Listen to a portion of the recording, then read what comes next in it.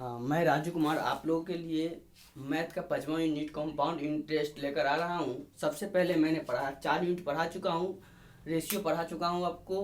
उसके बाद profit and loss पढ़ा चुका हूँ। उसका सिंपल इंटरेस्ट पढ़ा चुका हूँ। तो इस प्रकार से मैंने 4 यूनिट खत्म कर चुका हूँ। तो देखिए 5वां यूनिट है कंपाउंड इंटरेस्ट। कंपाउंड इंटरेस्ट जिस प्रकार से सिंपल इंटरेस्ट था उसी प्रकार से कंपाउंड इंटरेस्ट है। कंपाउंड इंटरेस्ट में होता क्या है, जिस प्रकार से सिंपल इंटरेस्ट में बहुत सारे टर्म थे उस प्रकार से कंपाउंड इंटरेस्ट में भी टर्म है। सेम टर्म में फर्क यहाँ पड़ता है कि यहाँ जो होती है समय दर जो हो जाती है, दर वही रहता है और समय क्या कहता है, समय के अनुसार उसका सीआई जो होती है उससे इससे ज्यादा कंपाउंड इंटरेस्ट सिंपल इंटरेस्ट से कंपाउंड इंटरेस्ट में जो ब्याज होती है बढ़ जाती है। क्यों बढ़ जाती है? क्योंकि सिंपल इंटरेस्ट में जो होती थी वो मूलधन जो था फिक्स था। कितना था? मान लीजिए 100 रुपया है। मान लिया जाए कि 100 रुपया है, मूलधन 100 रुपया है। तो 3 वर्ष 3 माह के लिए 3 माह के लिए ब्याज जो 3 माह के लिए अगर लेंगे तो ब्याज वही रहेगा। लेकिन क्या होता था कि कंपाउंड इंटरेस्ट में क्या होता है कि 100 हुआ तो 1 वर्ष का पहले ब्याज मान लीजिए 130 रुपया हो गया, तो दूसरा वर्ष का ब्याज हो जाएगा आपका 100, आपका मान लीजिए 45 हो जाएगा। तीसरा वर्ष जो ब्याज हो जाएगा उसका, क्योंकि 100 था अब 100 से 30 रुपया ब्याज बना तो 130 रुपये का ब्याज चलेगा। अब 130 से 45 हो गया तो 145 रुपये का ब्याज चलेगा। डेट मीन्स कहने का मतलब कि इस महीने में 30 रुपया ब्याज हुआ, फिर अब 45 रुपया ब्याज हो गया। और वहां होता था कि सिंपल इंटरेस्ट में कि 30 रुपया ही महीना में ब्याज चलता था, प्रत्येक महीना का 30 रुपया। लेकिन यहाँ हुआ कि पहला महीना में 30 रुपया ब्याज चला, दूसरा महीना में 45 रुपया हुआ। तो इस तरह से कंपाउंड इंटरेस्ट में ब्याज जो होते हैं बढ़ जाते हैं।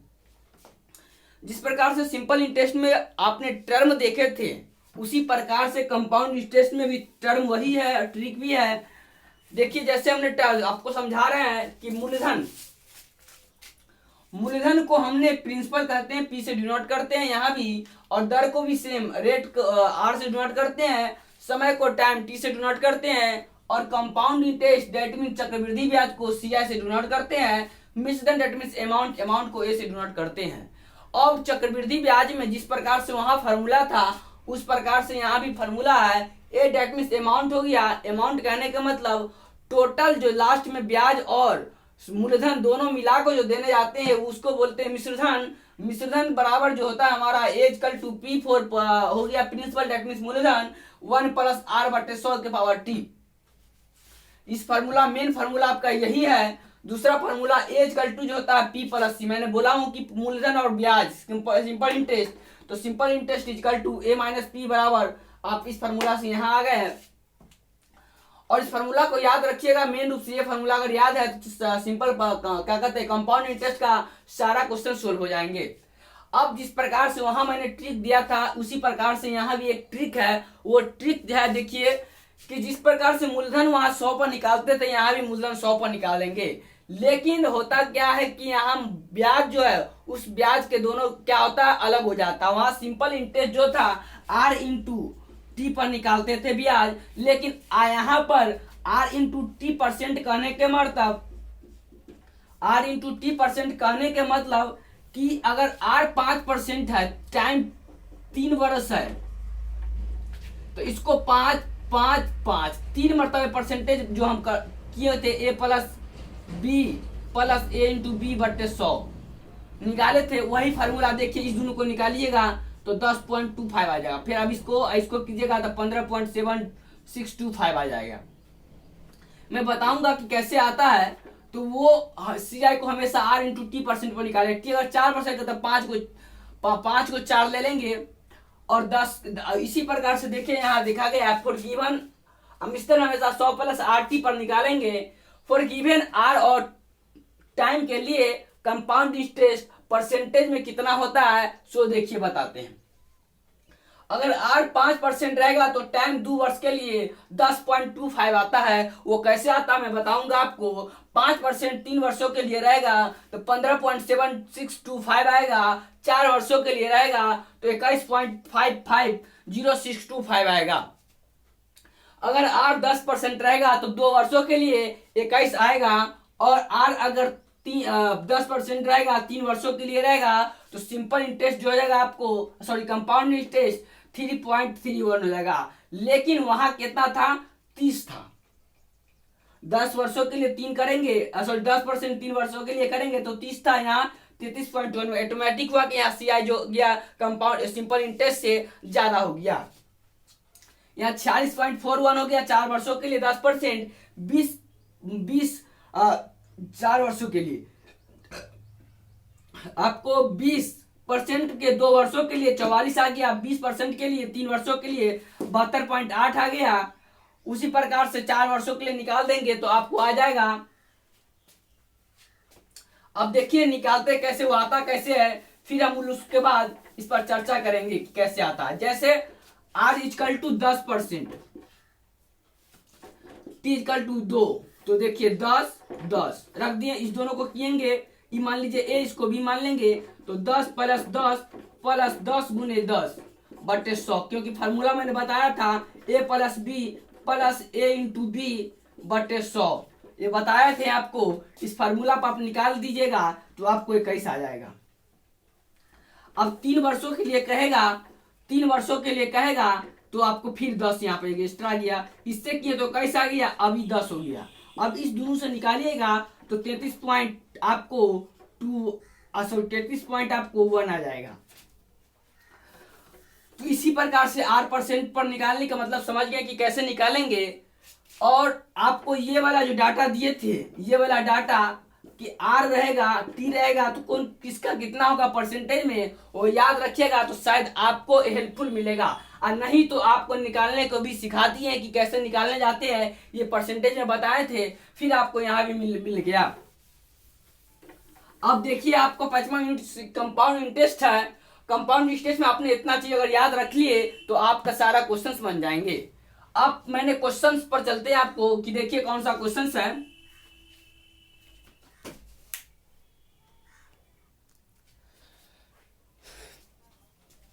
देखिए एक और चीज मैं बता रहा हूं कि मूलधन दर समय CI और ACI पर और ASI पर क्या होता है। अगर 1000 रहे, 10% 3 वर्षों के लिए रहे, तो याद रखिएगा कि कंपाउंड इंटरेस्ट होगा 331 होगा और सिंपल इंटरेस्ट 300 होगा। कंपाउंड इंटरेस्ट पर जो होगा हमारा मिश्रधन वो 1331 हो जाएगा और सिंपल इंटरेस्ट यानी साधारण ब्याज पर जो होगा मिश्रधन वो 1300 हो जाएगा। आप इसको याद रखिएगा। अगर क्या करे कि अगर ये आपका n टाइम्स बढ़ा देगा तो ये भी आपका n टाइम्स बढ़ जाएगा, ठीक है, ये भी आपका n टाइम्स बढ़ जाएगा, ये भी आपका n टाइम्स बढ़ जाएगा और ये भी आपका n टाइम्स बढ़ जाएगा, याद रखिएगा। अगर परसेंटेज ये रहेगा, अगर ये n टाइम्स घट जाएगा तो ये भी n टाइम्स घट जाएगा, ये भी n टाइम्स घट जाएगा, ये भी n टाइम्स घट जाएगा, ये भी n टाइम्स घट जाएगा। उसी प्रकार से 8000 रहेगा, दर रहेगा 5%, समय रहेगा 3 वर्ष, तो 1261 हो जाएगा कंपाउंड इंटरेस्ट और सिंपल इंटरेस्ट 1200 हो जाएगा। और कंपाउंड इंटरेस्ट पर जो हमारा मिश्रधन होगा 9261 हो जाएगा और सिंपल इंटरेस्ट पर जो हमारा मिश्रधन होगा वो 9200 रुपया हो जाएगा। अगर ये n टाइम्स इंक्रीज करेगा तो ये भी n टाइम्स इंक्रीज करेगा, ये भी n टाइम्स इंक्रीज करेगा, ये भी n टाइम्स इंक्रीज करेगा, ये भी n टाइम्स इंक्रीज करेगा। अगर ये n टाइम्स घटेगा तो ये भी n टाइम्स घटेगा, ये भी n टाइम्स घटेगा, n टाइम्स हो जाएगा, ये भी n टाइम्स हो जाएगा, ये भी n टाइम्स हो जाएगा। जिस प्रकार से क्वेश्चन दिया है कि 6000 पी का पी मींस मूलधन, मैंने पहले वो बोल दिया था कि पी को मूलधन से डिनोट करेंगे, दैट मींस प्रिंसिपल का 10% की दर से 3 वर्षों का CI की दर से आपका मिश्रधन ज्ञात करना है और कंपाउंड इंटरेस्ट ज्ञात करना है और आपको कंपाउंड इंटरेस्ट एंड CI का अंतर ज्ञात करना है। पहला आपको जो फार्मूला मैंने बताया हूं उस फार्मूला बताता हूं। फार्मूला पर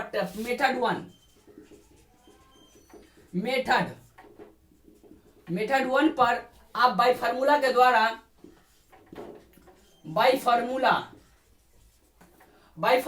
द्वारा आप क्या कीजिए, A इक्वल टू हम लोगों ने जानते हैं P इंटू 1 प्लस R बटे 100 के पावर T। तो P हमारा कितना है 6000 रुपया, 1 प्लस R हमारा 10% है और ये 100 बटे 3।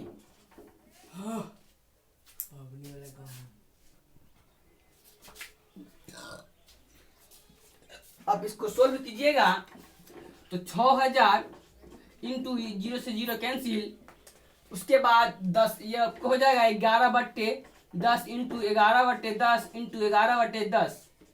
आप इसको कीजिएगा, 3 जीरो से 3 जीरो कैंसिल, 6 इंटू 11 का क्यूब कीजिएगा तो आपका आ जाएगा आपको आ जाएगा 1331 आ जाएगा।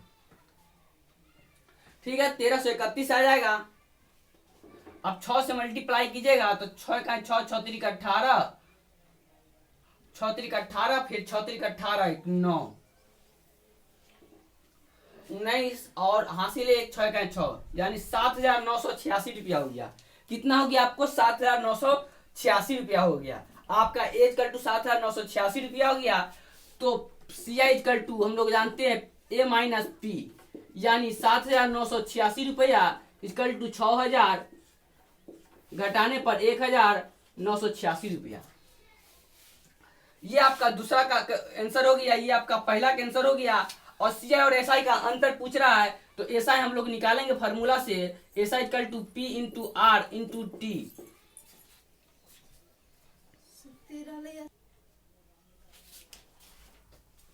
P into R into T बटे 100 पर कीजिएगा तो आपका आ जाएगा 6,000 इंटू 10 इंटू 3 बटे 100 कीजिएगा तो आपको 1,800 आ जाएगा। कैलकुलेशन करने पर आपको 1,800 रुपया आ जाएगा। अब दोनों का अंतर पूछेगा तो C I minus S I equal to 186 रुपया आ जाएगा। कितना आ जाएगा? 186 रुपया आ जाएगा। तो इस तरह से बनेगा। फर्स्ट मेथड ये होगा। सेकेंड मेथड आपका, सेकेंड मेथड, फर्स्ट मेथड ये था, सेकेंड मेथड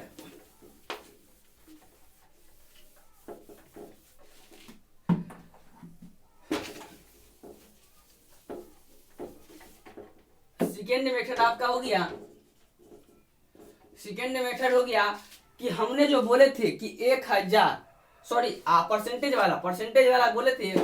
क्या बोले थे? परसेंटेज वाला में बोले थे कि मूलधन को 100 पर, तो सबसे पहले सी आई निकालना है। सी आई को आर इंटू टी परसेंट करना था।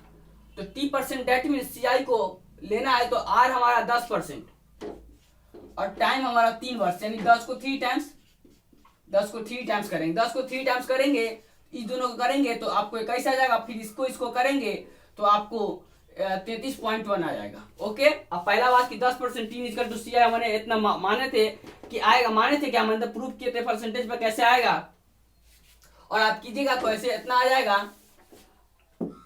उतना आने के बाद आपको सी आई आपका आ जाएगा 33.1। तो सबसे पहले पी इजकल टू 100 बराबर हमने 6,000 हुआ तो C I equal to 33.1 is equal to कितना हो जाएगा? 6,000 इंटू 33.1 बटे 100। आप कीजिएगा कैलकुलेशन तो आपको 1,986 रुपया आ जाएगा।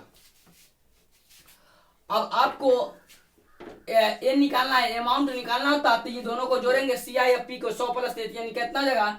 133.1 इजकल टू क्या हो जाएगा? 6,000 इंटू 133.1 बट्टे 100 करेंगे तो आपको आ जाएगा 7,986 रुपया आ जाएगा कैलकुलेशन करने के बाद। अब देखिए कि बाई फार्मूला या बाई ट्रिक के द्वारा कितना जल्दी बनता है। आपने बाई ट्रिक के द्वारा किए तो इतना बन गया, और आपको ऐसा निकालना होता तो 10 इंटू 3 यानी 30% बराबर क्या हो जाएगा? 6,000 इंटू 30 बटे 100 करेंगे तो आपको आ जाएगा 1,800। देखिए बाई फार्मूला और बाई ट्रिक के द्वारा कितना जल्दी निकल गया। अब दोनों का अंतर यहीं पर देख लीजिए, दोनों का अंतर यहीं से देख लीजिए, 3.1 आ गया। तो 3.1 इक्वल टू 6,000 इंटू 3.1 बटे 100 अगर करते तो आपको 186 रुपया आ जाता। तो बाई फार्मूला और बाई ट्रिक दोनों के द्वारा मैंने बता दिया सेकेंड मेथड। थर्ड मेथड बता रहा हूं आपको कि थर्ड मेथड कैसे होगा।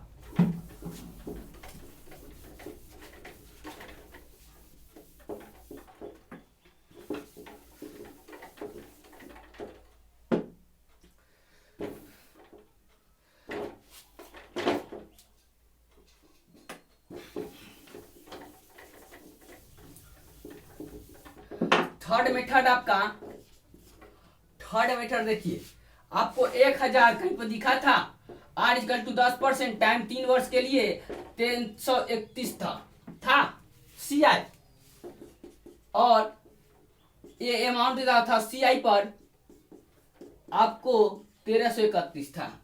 इसको 6 टाइम्स कर देंगे तो 6000 हो जाएगा, 6000 होएगा।